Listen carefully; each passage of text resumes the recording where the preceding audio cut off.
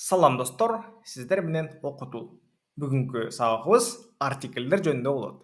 Баштан артиклдер темасы аябай татаал болуп көрүнүшү мүмкүн.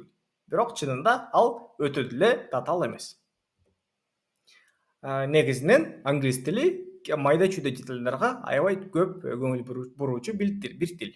Бир нерсе жөнүндө биз сүйлөп жатканда биз аны билебизби, билбейбизби, мурун укканбызбы, уккан эмеспизби, англис тили үчүн аябай маанилүү. Артикль бул заттоштордун алдына коюлуучу бир кыска сөз. Англис тилинде эки артикли бар. Алар белгилүү the артикли жана белгисиз a же болбосо n артикли. Биз the артиклден баштайлы.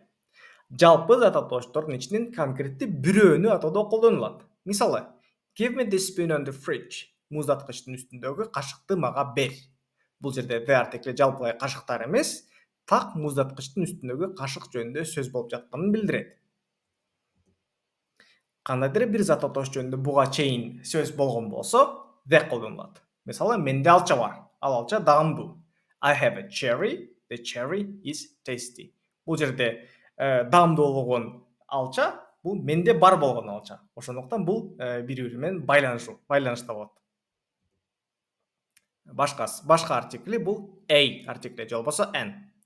Буга чейин сөз боло элек болсо, так бир адам же нерсе эмес, жалпы маанидеги нерселер жөнүндө сөз болуп жатканда бул артиклди колдонобуз. Мисалы, a teacher, a pen.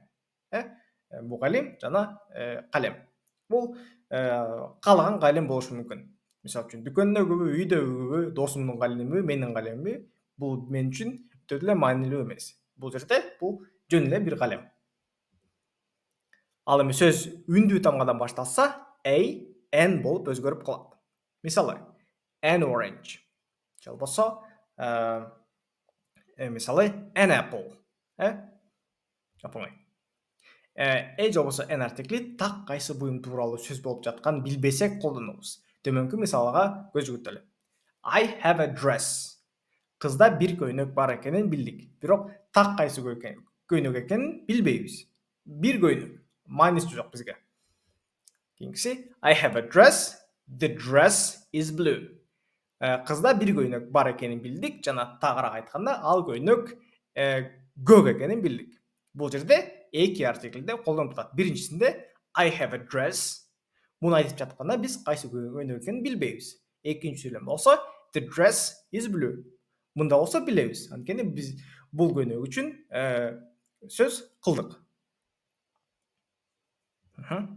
Ушуну менен сабагыбыз бүттү.